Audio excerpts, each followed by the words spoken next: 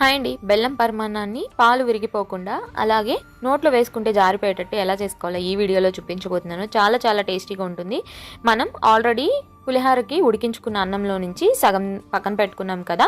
మీరు ముందు షాట్ చూడకపోతే ఒకసారి చూడండి, అప్పుడే మీకు ఈ షాట్ అర్థమవుతుంది. పక్కన పెట్టుకున్న రైస్ ఒకసారి స్మాష్ చేసుకొని ఒక గ్లాస్ దాకా పచ్చిపాలను వేసుకొని కుక్కర్ విజిల్ పెట్టేసుకొని మీడియం ఫ్లేమ్లో 2 విజిల్స్ రానిచ్చుకోవాలి. ఇలా విజిల్స్ వచ్చేసిన తర్వాత ప్రెజర్ అంతా పోయేంత వరకు పక్కన పెట్టుకోవాలి. ఈలోపు టైం ఉంటుంది కాబట్టి మనం ఖాళీగా లేకుండా బెల్లం తురుముని ఒక బౌల్లోకి వేసుకోవాలి. ఒక అరకప్పు, మీరు స్వీట్ ఎక్కువ తినే వాళ్ళు అయితే 3/4 కప్పు దాకా వేసుకోవచ్చు. 1/4 కప్పు నీళ్ళు వేసుకొని ఇలా స్టవ్ మీద పెట్టుకొని బెల్లం కరిగేంత వరకు కరిగించుకొని పక్కన పెట్టేసుకొని కంప్లీట్గా బెల్లం వాటర్ని చల్లారబెట్టుకోండి.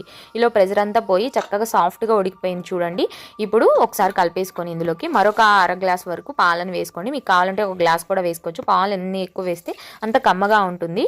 ఇలా పాలు వేసుకొని కలుపుకుంటూ మీడియం టు సిమ్లో అడ్జస్ట్ చేసుకుంటూ ఉడికించుకుంటే ఇలా దగ్గరకు అవుతుంది. ఇలాచి పౌడర్ వేసుకొని అంతా కలిపేసుకొని ఉడికించుకోవాలి. ఈలోపు మరొక బర్నర్ మీద ఒక 1 టేబుల్ స్పూన్ గీ వేసుకొని ఒక 10-15 జీడిపప్పు పలుకులు, ఒక 10 దాకా కిస్మిస్ పలుకులు వేసుకొని వేయించుకొని ఈ ఉడుకుతున్న బెల్లం పరిమాణంలోకి వేసేసుకొని ఒకసారి కలిపేసుకోవాలి.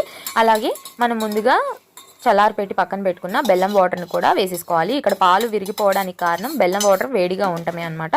సో కంపల్సరీ బెల్లం వాటర్ చల్లారిపోయిన తర్వాత మాత్రమే స్టవ్ని సిమ్లో పెట్టుకొని ఈ పరిమాణంలోకి బెల్లం వాటర్ని యాడ్ చేసుకుంటే మీకు పాలు విరిగిపోవు. బిగినర్స్ అయినా ఈజీగా ఈ స్టెప్ ఫాలో అయితే కమ్మనైనా సింపుల్ పరిమాణం అయితే రెడీ చేసుకోవచ్చు. తప్పకుండా ట్రై చేయండి. ఈ టిప్ వర్కౌట్ అవుతుంది. చక్కగా ఇలా కలిపేసుకున్న తర్వాత స్టవ్ ఆఫ్ చేసుకొని అమ్మవారికి నైవేద్యంగా పెట్టడమే. ఇప్పుడు చేసుకునేలా కాకుండా ఇలా టైం సేవ్ అవ్వడానికి ఇలా ఒకసారి ట్రై చేయండి. టేస్ట్ కూడా చాలా బాగుంటుంది. నోట్లో వేసుకుంటే కరిగిపోతుంది. తప్పకుండా ట్రై చేసి ఎలా వచ్చిందో కామెంట్ చేయడం అసలు మర్చిపోవద్దు. ఫుల్ రెసిపీ డీటెయిల్గా నేమ్ కింద ఉంటుంది. వీడియో నచ్చితే లైక్ చేసి షేర్ చేసి సబ్స్క్రైబ్ చేయండి. బాయ్ బంగారు కొండలు.